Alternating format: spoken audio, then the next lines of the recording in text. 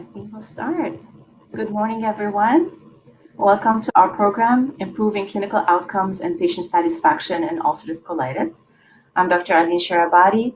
I'm the Clinical Director of the GI Division at Johns Hopkins Sibley Memorial Hospital and the Director of the IBD Center here. And I'm joined today by my wonderful colleagues and friends, Dr. Anita Afzali and Dr. Edward Loftus. Dr. Afzali, good morning. Morning. I'm so happy to be here. Can you introduce yourself? I know you do amazing things on a daily basis. Absolutely. So thank you so much for the invitation to be here. I'm so excited to join the morning with the whole Monday night IBD community. My name is Anita Afzali. I'm the medical director of our Inflammatory Bowel Disease Center at Ohio State University here in Columbus, Ohio. Thank you, Anita. And I'm joined also by Dr. Edward Loftus. Ed, good morning. Good morning, everyone. Thanks for inviting me. This is great. I'm Ed Loftus, and I'm at Mayo Clinic in Rochester, Minnesota, where it's not snowing yet. Yes. Well, it's always sunny and warm on Monday Night IBD. We decided that a long time ago. Okay. Our faculty disclosures are displayed on the screen. Our program today is the second of our November Monday Night IBD webinar series, and we'll have a third one later in January. So put that on your calendar, January 30th. If you haven't done so already, please make sure to check the fantastic tutorial that Dr. Afzali posted earlier this week on Monday Night IBD on November 16, that reviewed new and emerging therapies in ulcerative colitis, in particular small molecules, JAK inhibitors, and S1PR agonist therapy. So keep out on the news for another tutorial and live stream in late January. So let's go back to today's program. Please be sure to comment below where you're watching from. If you have any questions for the live Q&A, post or tweet any question that you have on Twitter or on Facebook, and we will try to answer as many questions as we can live during this program at the end of the program. Today's learning objective, we want to be able to apply safety and efficacy data from clinical trials and real-world studies of new and emerging agents to achieve an individualized, patient-centered approach to ulcerative colitis management, interpret the updated UC guidelines to improve treatment decision-making and care of patients, and evaluate potential approaches for positioning new and emerging therapies for UC, and describe clinical situation in which novel therapies may be offering an advantage for patients with complex inflammatory bowel disease. We will start with our case, and we're going really focusing on different aspects of care of our patient, Monica. And we're going to take a look first at Monica's history and evolution before she was diagnosed with UC, and really trying to highlight our patients from Minorities and their experience with inflammatory bowel disease. So let's start with Monica. This is a 30-year-old African-American female who is self-employed, mother of 2 young kids, and she's had recurrent office visit to her primary care physician for blood in the stool that happened around 3 times a day. And she was prescribed hemorrhoid cream, thinking this is mainly hemorrhoid disease after being the lucky mother of 2 young kids. There's no family history of inflammatory bowel disease. She does report some pain in the small joints of the hand. Then her symptoms evolve, and now she's having 3 to 4 loose bowel movement per day, blood in the stool up to 4 times per week. She has urgency, and her physician diagnosed her with irritable bowel syndrome due to stress of having to multitask between kids and work and personal life, and that the bleeding is likely from hemorrhoid being irritated by the diarrhea. But then her diarrhea increased, and she was prescribed empiric course of antibiotic. She then presented to the ER for increased symptoms. Her CT scan revealed pancolitis, and she was sent home from the ER on a prednisone quick taper and instruction to follow up with her primary care doctor. 2 weeks later, she comes back to the ER, and this time she has 8 bloody bowel movements per day. Her CRP and fecal calprotectin are both elevated. Her albumin now is 3.0. Stool studies are sent, C. diff is negative, and she gets admitted to the hospital and evaluated by the GI team. On FlexSig, she has evidence of granular erythematous mucosa with some superficial ulceration, friability, and she's graded as having Mayo 3 colitis. Biopsy confirmed active on chronic colitis. She is started on IV steroids. She does well, and she's discharged home on prednisone.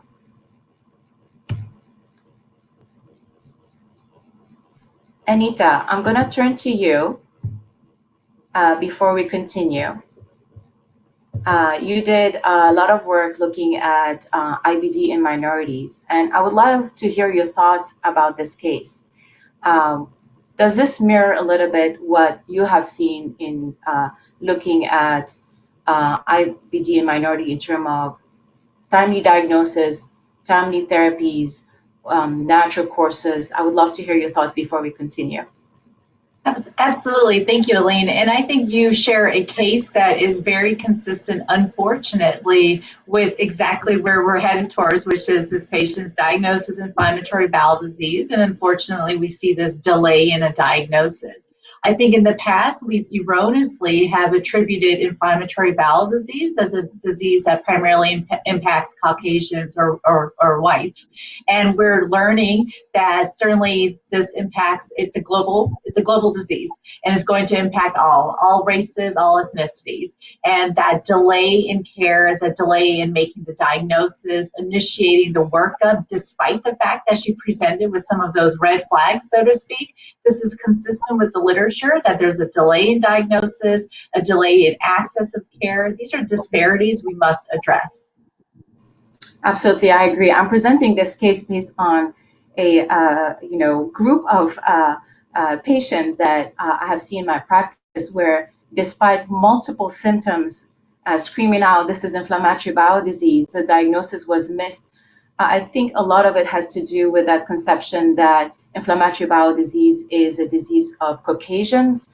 And I think there's a lot of education that has to be done that, like you said, this is a disease now that can affect anyone. And we're seeing an increase in the incidence of disease in minorities and in immigrants and throughout the world in different countries. So let's go back to our slide and see what we have. So we actually had done a poll on Monday Night IBD asking our wonderful Monday Night IBD community what they thought about the incidence of inflammatory bowel disease in ethnic and racial minorities and in immigrants. And our community felt that there's a significant increase in the incidence of IBD in ethnic and racial minorities in recent years, and also recognize that there's an increase in the incidence of IBD in immigrants, and it's reaching the incidence of the country of where people immigrated to, like the United States. So around 70% of people who responded to that poll recognize the increased incidence of IBD in minorities and immigrants.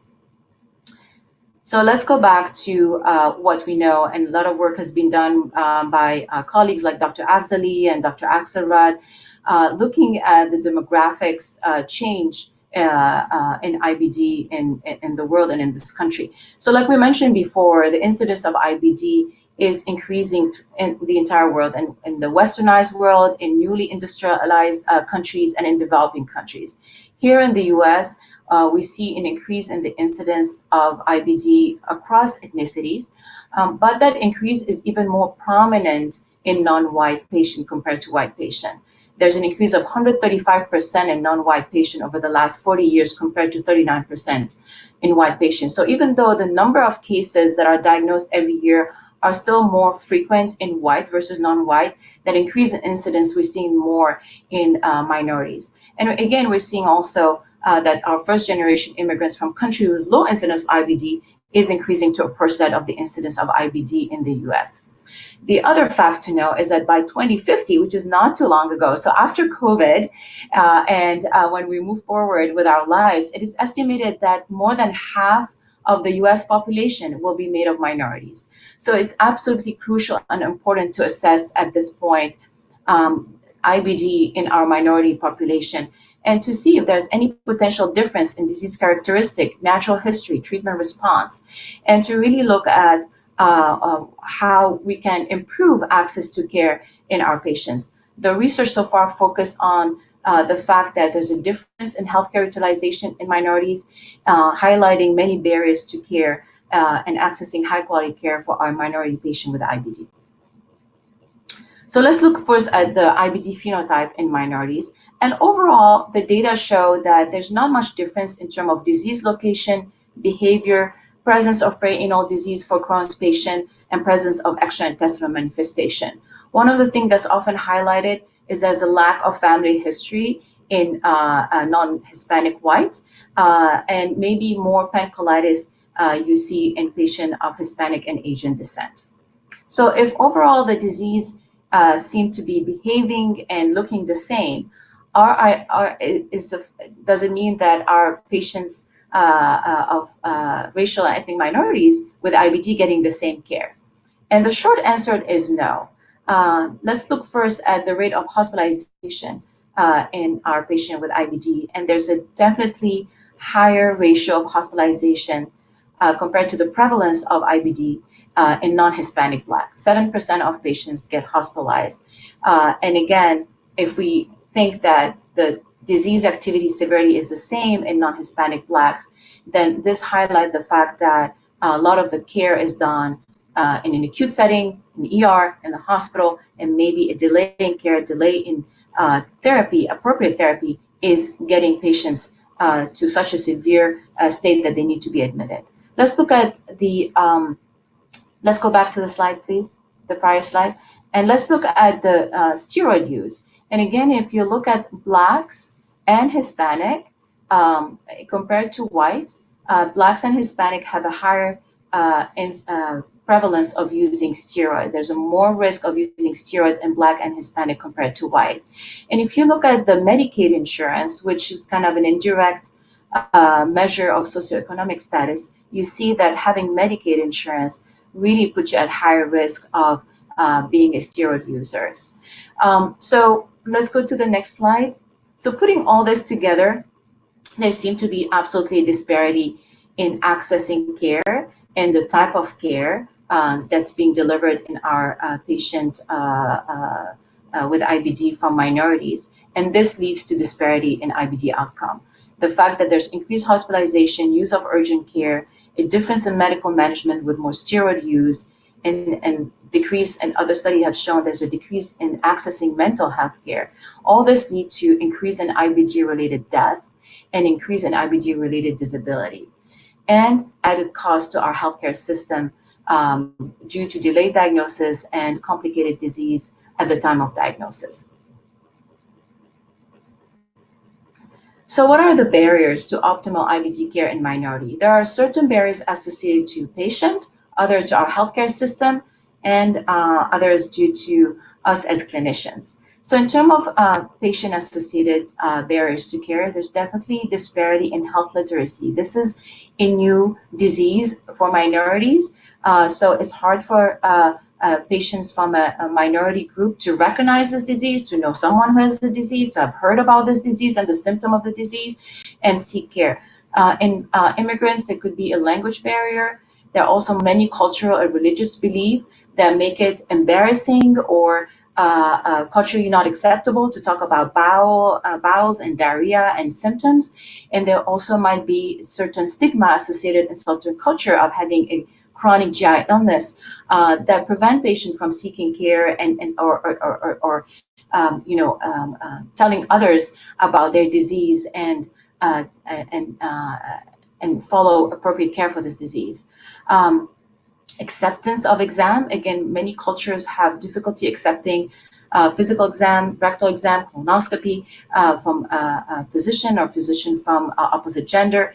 And all this leads to really difficulty and more barriers to understanding and accepting the diagnosis and treatment option of inflammatory bowel disease and be compliant with medical care and follow-up in those circumstances.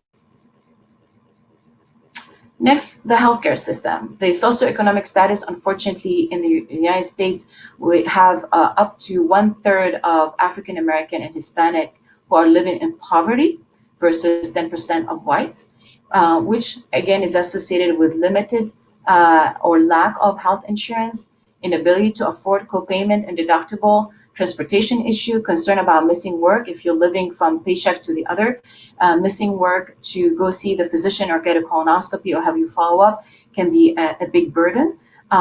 Access to care. A lot of community do not have access to a GI practice or someone who specializes in IBD or someone who has experience in taking care of patients with IBD.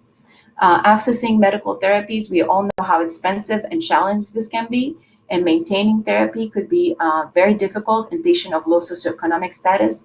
And of course, we know how much IBD affects the mental health of our patient, and accessing mental health evaluation and psychological support can be a challenge in this patient population. And finally, there are barriers related to healthcare professional. One that we highlighted before, a lack of awareness that IBD crosses racial and ethnic boundaries, and so that leads to delay in diagnosis. But also, we've been talking a lot this year about the unconscious bias in the healthcare system, where patient, unfortunately, might be undertreated or under-evaluated and symptoms underestimated, and that leads to a delay in effective therapies. Some literature show that physicians assess health literacy more often in men who are white as opposed to women and patients from minority.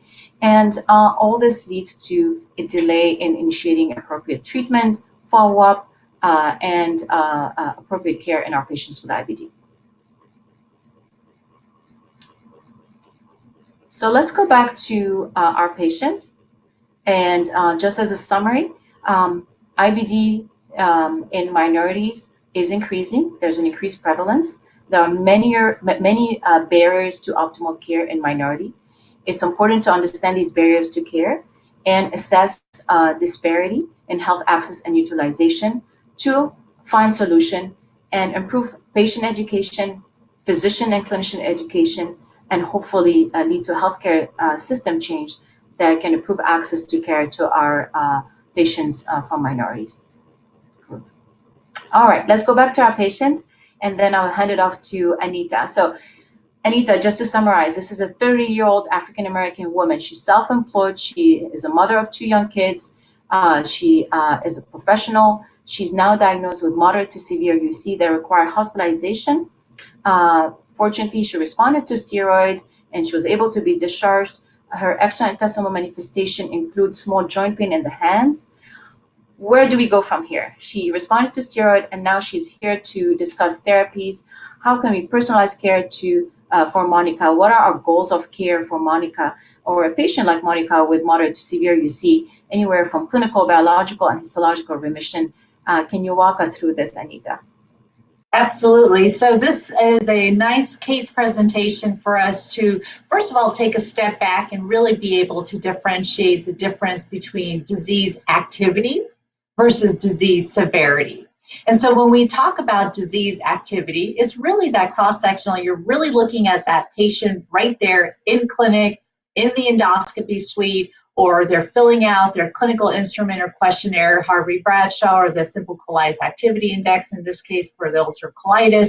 You're evaluating them today. All factors are related to today, compared to disease severity. So when we look at disease severity, we're looking really at that longitudinal assessment. We're not just looking at today, we're looking at what brings tomorrow with some prognostic factors or features. Which of your patient or which patient sitting in front of you or at that time of endoscopy is only going to have potentially mild or moderate disease today, but not necessarily impacting their future, placing them at that higher risk for colectomy. So when we talk about disease severity, we're really evaluating that long-term prognostic course of which of our patients are that highest risk for disease progression. And in fact, we've been able to identify these factors. So when you look at this last column, that we have been able to identify risk factors for patients such as Monica, whom are potentially at risk for disease progressing to more of a disabling, debilitating disease course with a higher risk for need for colectomy. Young age, extensive pancolitis, deep ulcers, requiring steroids at that initial time of diagnosis, history of infection as well, including C. difficile or even CMV, and even initially having that high inflammatory burden. So all of this is very important for Monica or others to differentiate disease activity to disease severity. And also we have the adjusted or the new ulcerative colitis activity index. You and I are probably already aware of the old, which was the True-Levin-Witz criteria, if you will, but this is that modified index to be able to incorporate some additional objective factors. We are absolutely still taking into account symptoms, but what has been now included are some additional components to the ulcerative colitis index to better stratify our patients in regards to the severity of their disease. Fecal urgency has been included, and that is new. Also, the additional objective components, fecal calprotectin. We have also included endoscopy, with that Mayo subscore being one of them, as well as the endoscopic index as additional score. Again, helping us differentiate which of our patients have active disease and mild, moderate to severe, or even fulminant. So when we look at a pathway of how do we approach the care for either Monica or other patients, you have to be able to, again, differentiate those prognostic factors. Which of your patients are at that highest risk for disease progression? How severe is their inflammatory burden? When you look at on the left side, you have the low colectomy risk patient. This is the patient who may have had mild inflammation when you performed your endoscopy or colonoscopy. They responded potentially initially to that induction of therapy with a course of oral steroids or budesonide or topical treatment. You've been able to initiate 5-aminosalicylase or a mesalamine agent. They're doing well, they're in remission, and we would suggest to, in that situation, continue that current regimen, get them off of the steroids, of course, but then continue maintenance of therapy with the oral as well as, if needed, the topical treatment. That high colectomy risk patient, the patient that has a significant amount of inflammatory burden, in that patient, again, of course, we want to potentially give a course of steroids, induction of IV steroids, even potentially if necessary, but an oral course of steroids. And then you have some additional options based off of the AGA clinical pathway guidelines. So what's recommended is after that initiation of steroids, you can initiate vedolizumab, for example. You can initiate a TNF antagonist with or without immune modulators, ustekinumab, or even tofacitinib in the appropriate patient. Of course, this is approved for the patients who have failed or are intolerant to TNFs. Thus, in that situation, you can and may initiate tofacitinib. For that high colectomy risk patient who you've been able to keep out of the hospital but is responding and continue to have, and you've achieved remission, then of course continue the therapy that achieved that remission. If it was tofacitinib, then in that situation, try to reduce that dose from that 10 milligrams twice a day to the 5 milligrams twice a day, knowing it's associated with less side effects or adverse events. If remission is not achieved, and we'll talk a little bit about what remission means, but if that's not achieved, then certainly a change to appropriate therapy for that patient is indicated. And there's a number of different options as listed out. For a severe ulcerative colitis patient who's not responding to medications, also definitely consider surgery as a potential option as well, again, based off of how severe their inflammatory burden is and how symptomatic they are as you're seeing them in clinic. So when we take that step back and say, okay, I've initiated therapy, now what? Well, it's very important for us to really take this treat to target approach. And you've practiced this, I'm sure, and you've heard all of us talk about this. And this is making sure that we really take a very step-by-step approach when we're managing our patients. You initiate the therapy, the appropriate therapy for the patient at that time. but you monitor, you assess, you reassess, you adjust.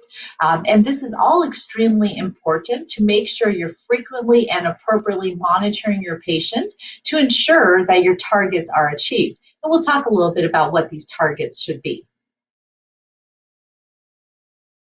So when we're talking about our goals of care, really our targets of care for our patients, first and foremost, we want our patients to feel better.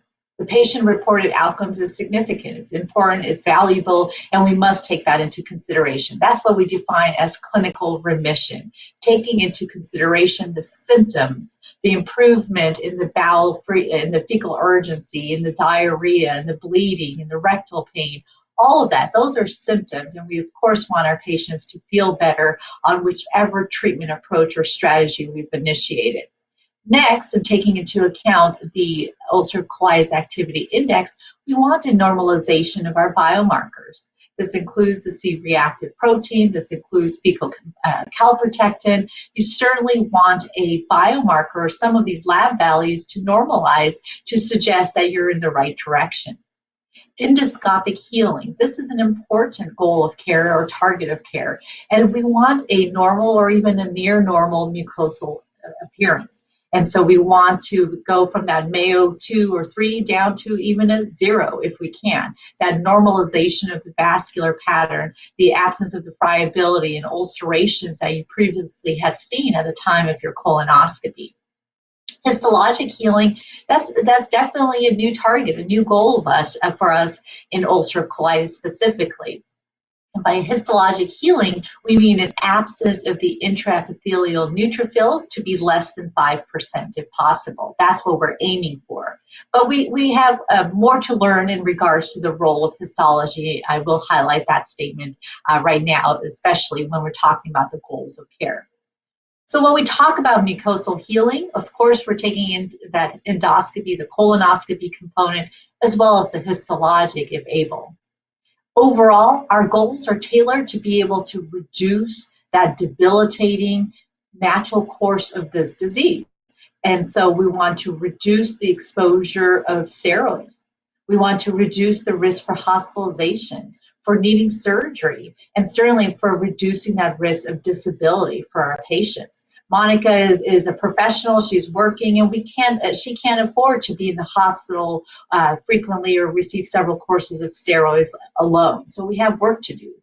And of course, overall, we want to improve the quality of life for our patients with the least amount or minimize the adverse events related to our therapies or our medical approach. And so this is a highlighting the important component where we know that unfortunately how our patients are reporting how they're feeling, though extremely important, it's not a reliable indicator for mucosal healing. And so when we looked at different meta-analyses of different studies, a total of 9 different studies, as demonstrated by that meta-analysis, was that overall, patients, despite being in remission in regards to their ulcerative colitis, these patients continue to report persistent active symptoms. And majority of these symptoms, about 30% of these symptoms of what was reported was related more to a functional component in regards to irritable bowel syndrome, for example. Also, when you look at Act 1 and Act 2, these were our landmark trials and evaluation of infliximab for ulcerative colitis. When you look at this in regards to at week 8 after infliximab was given as induction of therapy, there was twice as many patients had achieved mucosal healing, but not clinical remission. So the top you have, as described here, these patients, in regards to which of our patients had achieved clinical remission, now compared to the bottom in regards to mucosal healing. Again, mucosal healing was achieved, but patients were not reporting that they were feeling better about twice at half of the time. Next slide.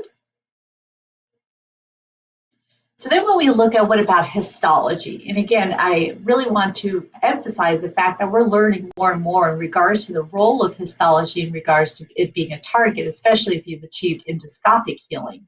But to highlight here in regards to among which of our patients, what role does histology have? Well, certainly histologic healing in ulcerative colitis is associated with a decreased risk of clinical relapse. So not only once you've achieved mucosal healing by endoscopy, by what you're seeing and evaluating on endoscopic assessment at the time of colonoscopy, but complete histologic remission was associated with higher rates of patients remaining in clinical remission and less at risk for a relapse, a clinical disease relapse.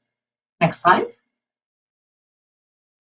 Then what about endoscopic? Well, certainly what we have demonstrated, and numerous studies have demonstrated the impact and the value of endoscopic healing. And so this is a reminder to, again, remind us that endoscopic healing at year 1 is associated with a decreased risk of colectomy for our patients with ulcerative colitis. This is a good reminder to all of us that appropriate therapy for the right patient works. If we achieve our patients' mucosal healing based off of endoscopy, they're at less risk for needing colectomy associated with their disease. And then what about histology in regards to what impact does it have for another long-term risk for our patients? Well, we know that our patients with ulcerative colitis are at a higher risk for colon or rectal cancer, especially if that inflammatory burden is high. And so when you look at this in regards to what's that association of histology with neoplasia or risk for dysplasia even, you can see here in regards to the histologic component, if there's active inflammation based off of histology, if that degree of inflammation was associated with an increased risk for colorectal neoplasia among patients with ulcerative colitis. In this association on multivariate analyses, you can see that the degree of inflammation was associated with an increased odds or an increased risk for developing colorectal cancer. Again, emphasizing that if we control that inflammatory burden, we are able to control symptoms for our patients, we're able to achieve endoscopic healing, and we're able to reduce the risk of potentially colon or rectal cancer for our patients. So putting this together, when we talk about, when we observe the different randomized controlled trials, when we're discussing endoscopic or mucosal healing among the different randomized trials after being treated with induction of therapy for ulcerative colitis, whether we're looking at Act 1 or Act 2 or Unify, which is evaluation of ustekinumab, or Octave 1 or Octave 2, which was evaluation of tofacitinib. Again, when we're evaluating what role does our appropriate treatment options play in achieving endoscopic and mucosal healing, you can see as outlined here by as early as week 8, you can see what's the likelihood or the ability of us to be able to achieve endoscopic mucosal healing for our patients with ulcerative colitis.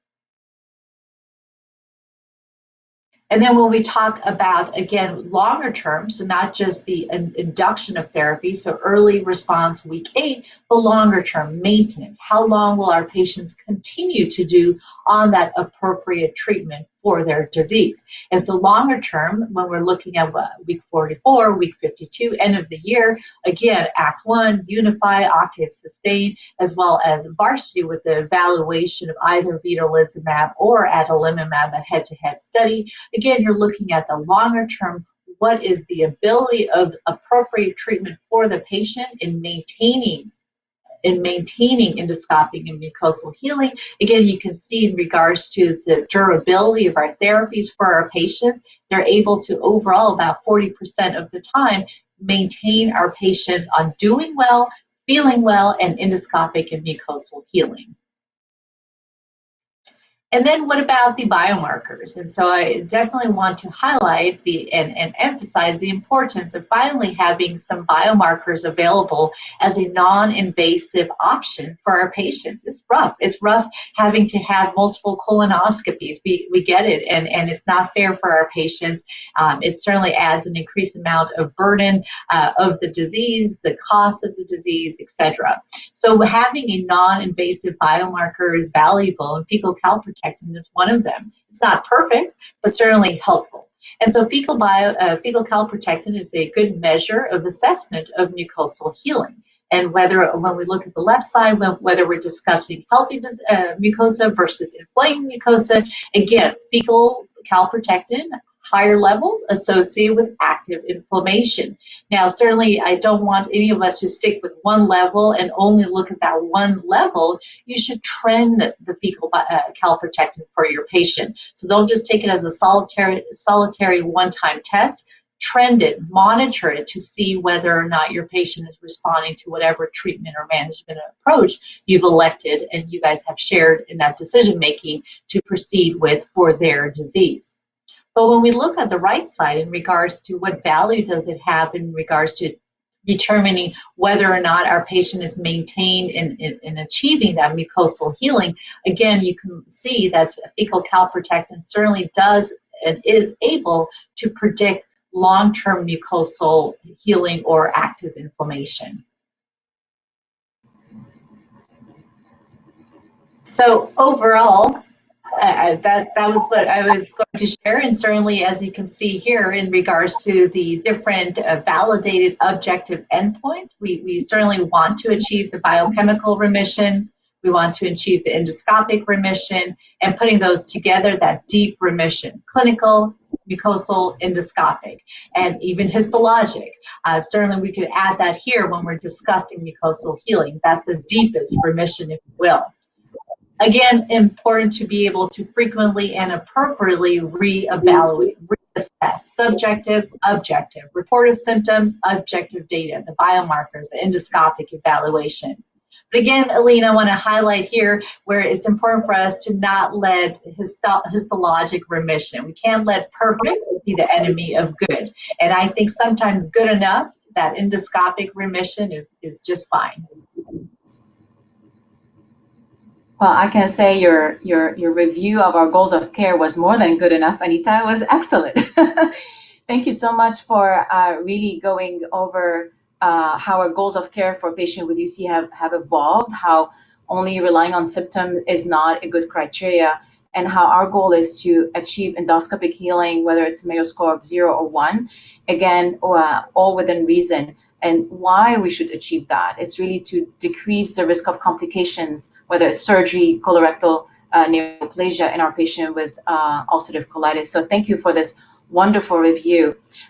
Let's go back to our case, Monica. And so with Monica, what happened is that we discussed risk and benefit and efficacy of different therapies. And keeping in mind that she had joint pains and as an extraintestinal manifestation, she chose to go with an anti-TNF, and she felt that infliximab would be the best option for her. She had difficulty thinking that she would be able to do self-injection, and in terms of her life and her work consideration, she felt that infliximab was the best next drug for her. Anita, you highlighted for us that in a patient with severe moderate to severe UC, we had different options, and selecting that option should take into consideration whether or not the patient had extraintestinal manifestation, their social history, their family history, and their preference. So after these discussions, Monica started on infliximab plus an immunomodulator, as I often do, to prevent antibody to infliximab, especially in the first year of using it. But the patient was not able to taper off steroids. So we reassessed and making sure that that the symptoms represented inflammation, and indeed her fecal calprotectin was elevated in the 400. And we checked her infliximab level, and her trough level was 25, which is high, and there was no antibodies. So this patient, Monica here, is a primary non-responder to infliximab. And my question next is, what do we do in this patient who's a primary non-responder to anti-TNF? So I'm going to turn to you, Ed. Anita very nicely reviewed for us what is our treat to target strategy, how to get there, what are our goals of care in patients with moderate to severe UC. The next question is, what will be the next treatment option in a patient with UC who is a primary non-responder to infliximab or who has lost response to infliximab, which often happen in our practice, and keeping in mind our goals of care of clinical and mucosal remission. Okay, thank you, Aline. So Anita already showed this slide, and I would want to direct your attention to that lower right-hand box highlighted in red. So that's where we're at now. The patient is already in that high-risk category. They've already been on infliximab. That didn't work, and so we're in that red box. And so we actually have a number of choices, several different medical options. And you know, we're going to talk about medications, but don't forget, surgery is always an option. And I think if a patient has gotten to this point and they've had a good informed discussion with you, shared decision making about therapies, and they're interested in surgery, surgery is not unreasonable. I know that's a little bit of a different take that some might have, but something to think about. Next slide, please.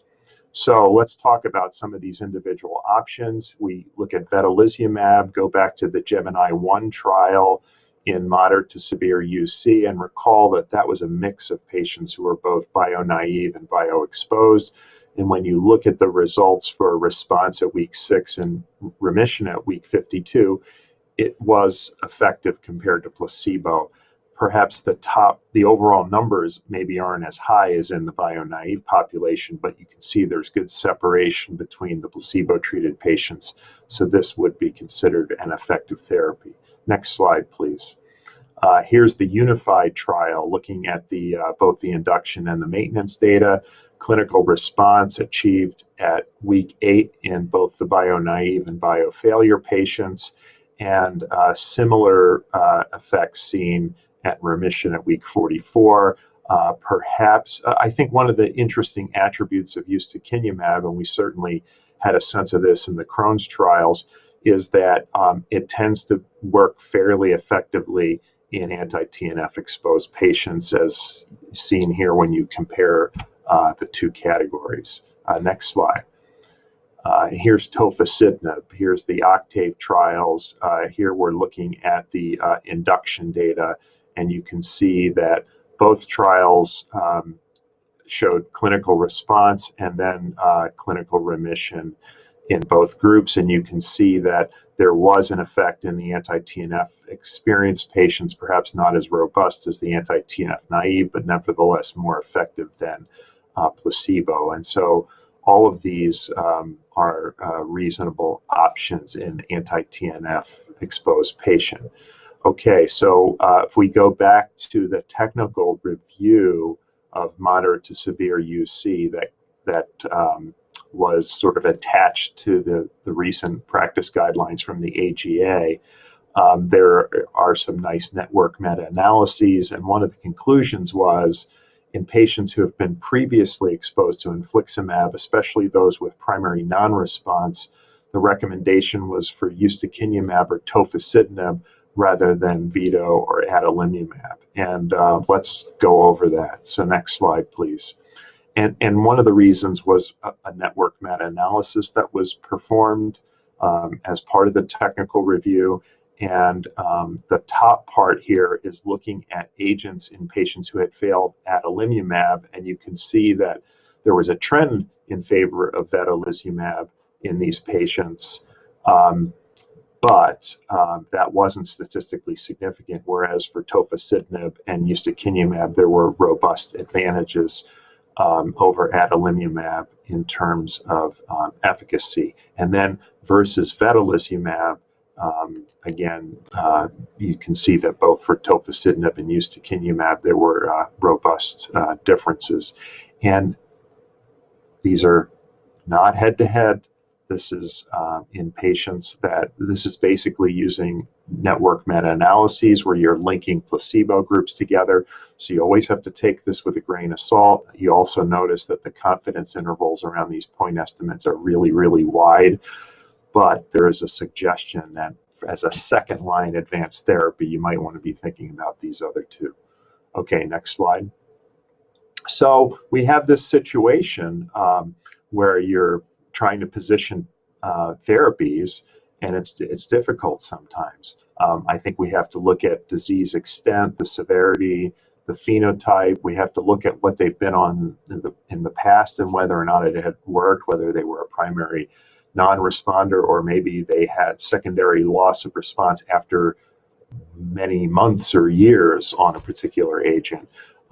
We have to think about whether or not this particular agent you need to give concomitant immunomodulator therapy. We have to look at the overall patient, their age, their comorbidities, whether or not there are extraintestinal manifestations present, the safety profile kind of related to the comorbidities, and then associated conditions such as spondyloarthropathy or rheumatoid arthritis or psoriasis. So lots of things to think about. There's no easy answer yet. We don't have predictive biomarkers, but hopefully we're going to get there someday.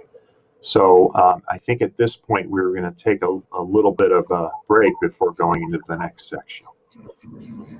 Thank you, Ed. That was wonderful to highlight for us what is the data with the different agent after anti-TNF, but also very importantly, how we need to put the data in the context of the patient history, extraintestinal manifestation, prior therapy successes or failure, patient preference, and their plan for life. You know, somebody who's planning to get pregnant will have a different choice than somebody who is a big traveler. The profession, if they have a profession where they have a higher exposure to TB, for example, versus prior history of DVT, PE, etc. So all this gets into our decision making. So I think guidelines are wonderful in terms of trying kind of stratifying things, but then we have to adapt them to the patient and their history. So I'm wondering, how do you go over that with your patient on a daily basis? I know you're both very busy physicians and clinicians and researchers, and how do you strategize for every patient? And when do you say, these treatments are not working, let's look into more new and emerging therapies? Is this patient a good fit for a clinical trial, or am I going to maybe temporize how things are now until I get them to the next medication? Anita, I'll start with you. I know you lead many trials in your center. When do you make this decision that this is time for one of the newer therapies maybe, or combination of therapy, whatever you do with your patient that are more difficult to treat? Yeah, Aline, thank you. I would start with saying the most important component is talking with your patient. It needs to be a shared decision making, that every step needs to be shared and really understood. What are the goals of care? What are my goals of care for managing their disease? But what are their goals? If they're saying pregnancy, if they're saying going to college, all of that impacts our treatment decisions. The last thing you want to do is enroll a patient into a clinical trial, for example, but yet they're pre-pandemic, they're planning on going abroad to wherever, and they will be away for a year, right? And so being able to understand the impact of their disease, the direct impact, recognizing the burden of the disease, not just the medical burden, but every other components of it, recognizing the extraintestinal manifestations, as was highlighted earlier, all of that needs to be shared and evaluated, and really recognizing together in regards to what are your goals today for managing their disease and tomorrow. Thank you, Anita. I mean, it's communication, right? And shared decision. I think you hit the right spot there. Ed, I'm going to turn back to you. You mentioned surgery, which is always something that we should discuss as an option to our patients, especially if when we're dealing with more difficult to treat disease that has not been responding to therapies, effective therapy. How do you approach that topic, and how do you gear the patient toward maybe in neurotherapy versus surgery? How do you make that decision? I know this is not an easy question, but I'm just wondering, how do you approach this to your patient, and what kind of response do you see with your patient in terms of being more enthusiastic to enroll in a clinical trial and not have surgery, or wanting to maybe go more down the surgical route? Well, I think it's we've all been saying, it's communication, and I think it's better to introduce the idea that surgery is an option. And I always preface it by saying, look, I'm not saying that you need surgery now, but you need to know that it's an option, and it's not something that we're going to just pull out of the hat for you. And this is, you have to prepare them and think about it sometimes, months or years beforehand. and then they become familiar with the option, and then it's more plausible. I think they also need to understand the whole time sequence of therapies, and sometimes patients are just like, you can just tell, like they're sick of it, they're ready to move on, and those are the patients that I think are often ready to consider surgery as an option. I always say to patients, look, this is a tough decision, because if surgery were 100% effective and 100% safe, we would be sending everybody to surgery, but it isn't. There's a black box. There's a little uncertainty about the outcome. You try to give them some numbers. I usually tell them, 85% of the time you're going to have a really good outcome. And, we've all seen it. So many patients say, I wish I had done the surgery 3 years before or 5 years before. On the other hand, right, if you're in that 15% where maybe the outcome isn't so good, then you question the options. And so that's where you have to read the patient. And some patients you just know are going to want to exhaust every single medical option before they consider surgery. But a surprising number aren't that way, and you just have to make sure they understand it as an option.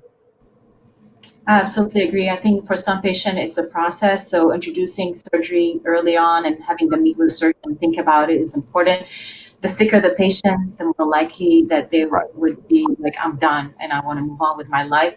And it's true that most of the patients that end up having surgery because they were really ill are very satisfied with the result and wish they've done it before. But many patients would like to avoid that surgery, especially young patients and patients who are starting life and feel like this is not the time to have a major surgery. So let's move to what we have in our new therapy tools for UC. Ed, if you can go over that with us and tell us what you think about the new treatments coming out. It's a very exciting time to be in IBD, and I'm looking forward to your thoughts about the new therapies that are coming our way. Sure.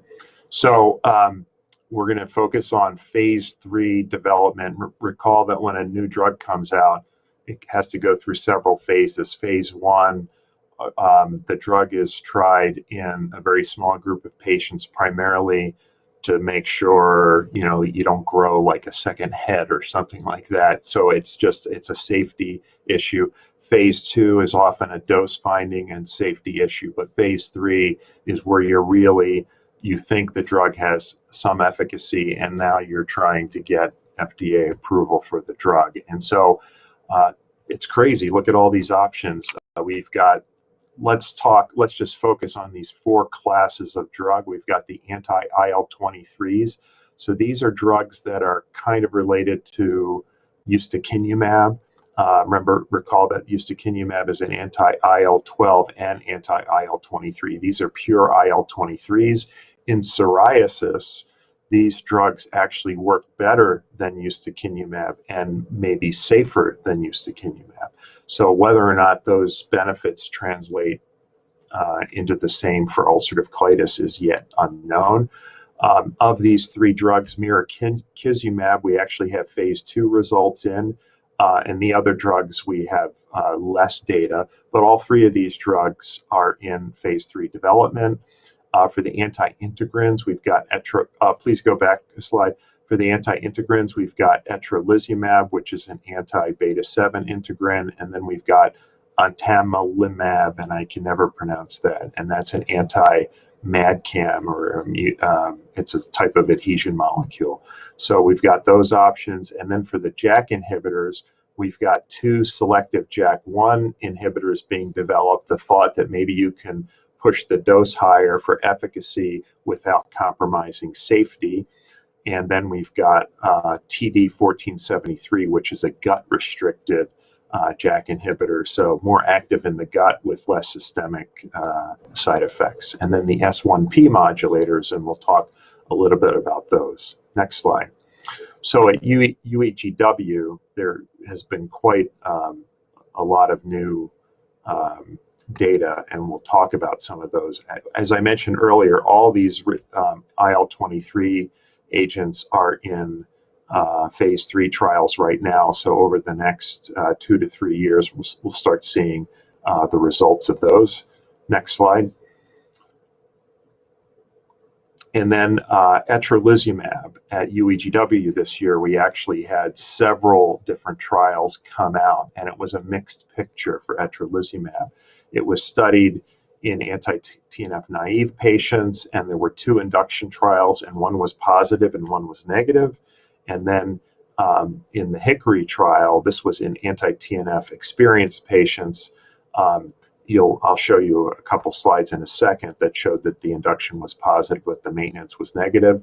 And then the Laurel trial was done in anti-TNF naive patients, and this was a negative endpoint. And so it's definitely a mixed picture. Next slide, please. So this is looking at etrolizumab in patients who had previously been exposed to biologics.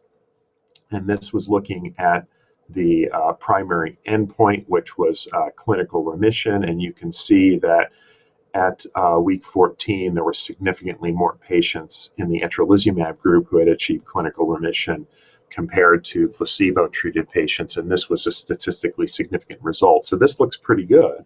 Next slide.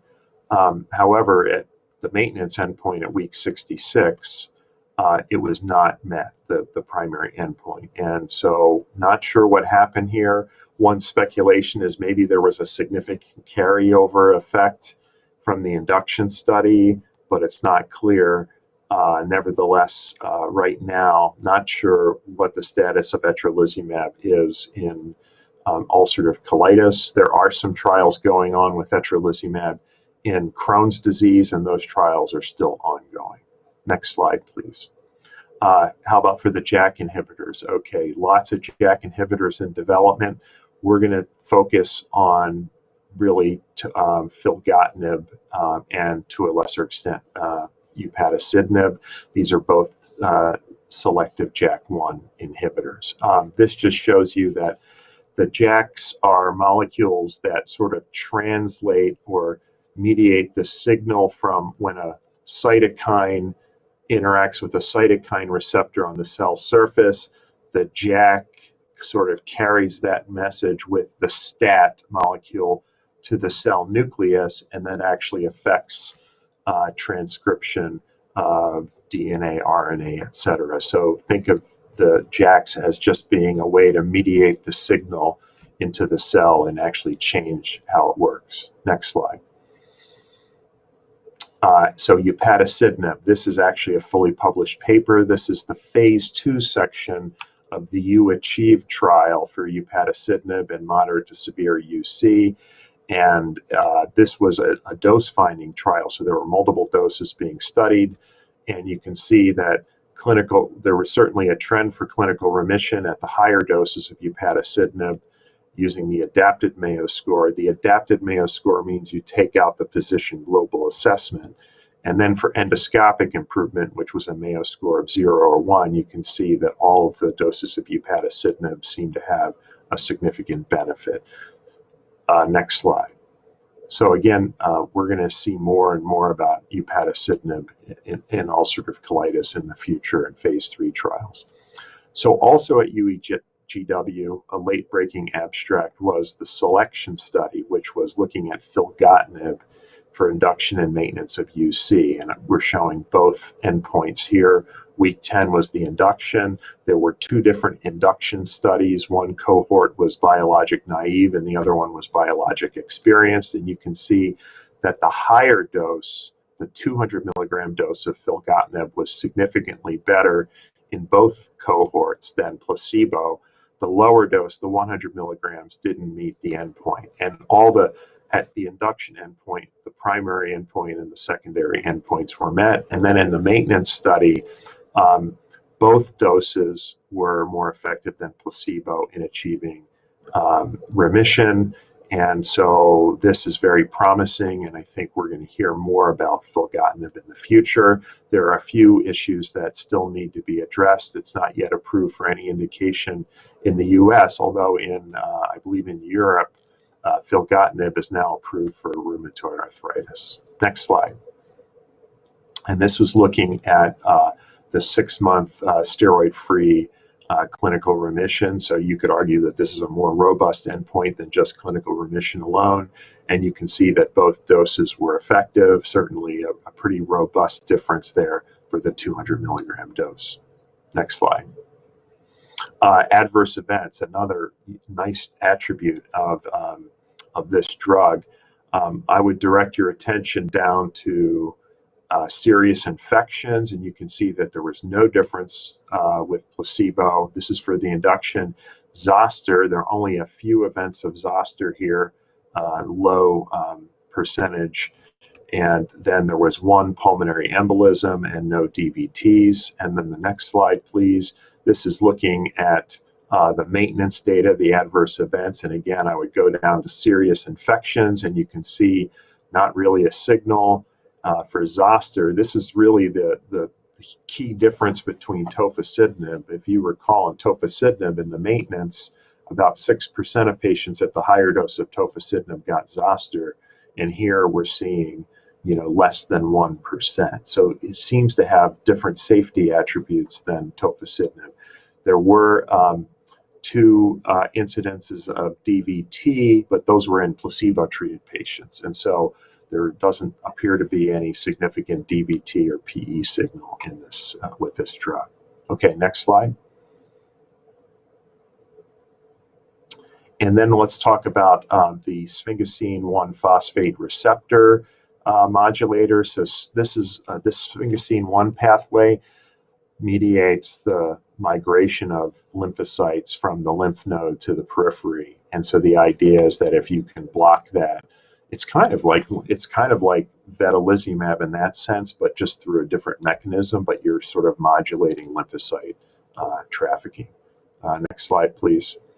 Etrasimod, this was presented, actually this was published in Gastroenterology earlier this year. This was the phase 2 trial of etrasimod. Recall that we also have a phase 2 trial of ozanimod that had been published previously. But you can see at the higher dose of etrasimod, the 2 milligram dose, there were significant differences between that and placebo for the modified Mayo score, endoscopic improvement, and clinical remission. Next slide. And then ozanimod, the results of this were presented at UEGW. This is the True North study, which was the phase 3 trial. And here are the results stratified. This is the induction data stratified by prior anti-TNF exposure. And you can see that that for clinical response, the endpoint was met for both categories. For clinical remission in the anti-TNF naive, we saw a significant difference. You can see that for the anti-TNF exposed, that difference wasn't statistically significant. Next slide. And this is the maintenance data, again, stratified by TNF exposure, and you can see significant differences for clinical remission, clinical response, endoscopic improvement, steroid-free remission, mucosal healing for all doses in both categories. So all of these endpoints were met. So this seems to have efficacy. Next slide. And safety also looks fairly favorable. I would go down to serious TEAE, which just means treatment emergent adverse event. And you can see that there's no significant difference with placebo. And so the safety here looks very reasonable. Next slide. So in summary, we have lots of different therapies in moderate to severe UC. Am I stealing your thunder, Dr. Charabaty?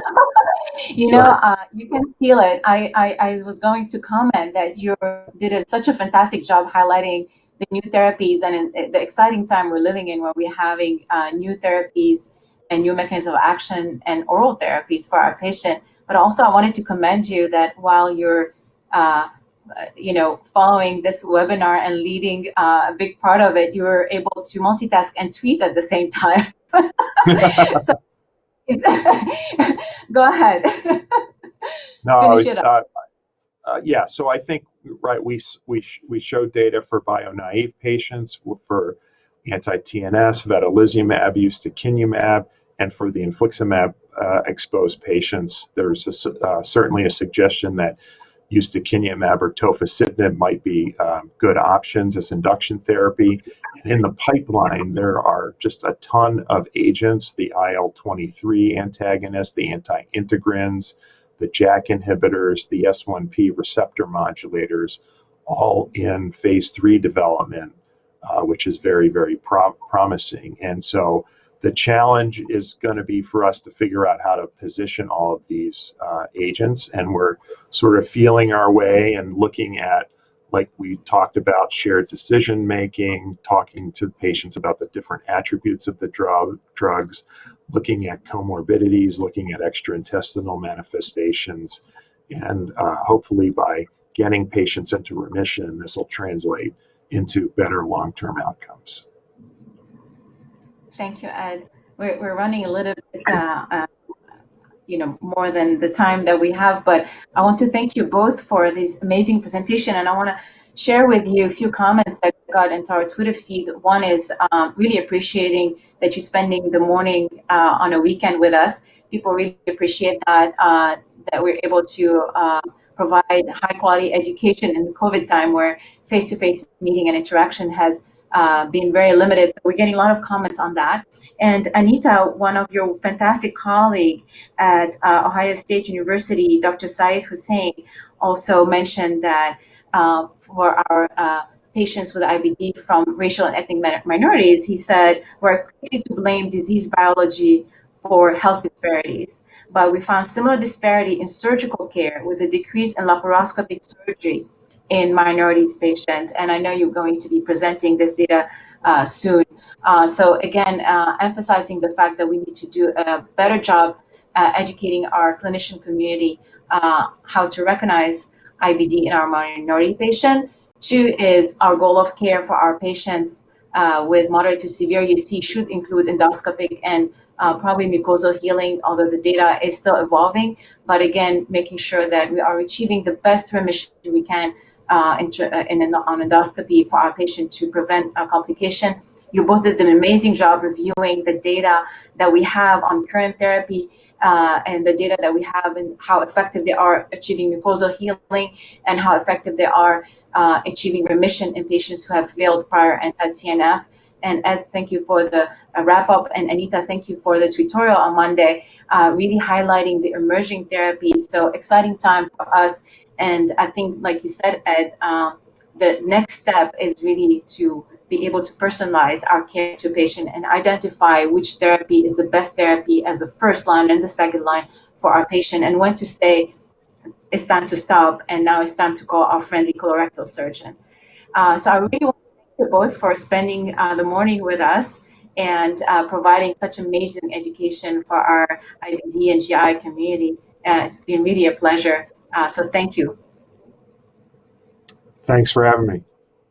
Yeah, thank you, Aline, and thank you for having me as well. It was a great program, and again, I applaud you and all of your work with bringing together the IBD community. Well, it's very easy to do so when I have amazing colleagues and friends like you, so I appreciate that. Have a great weekend, everyone.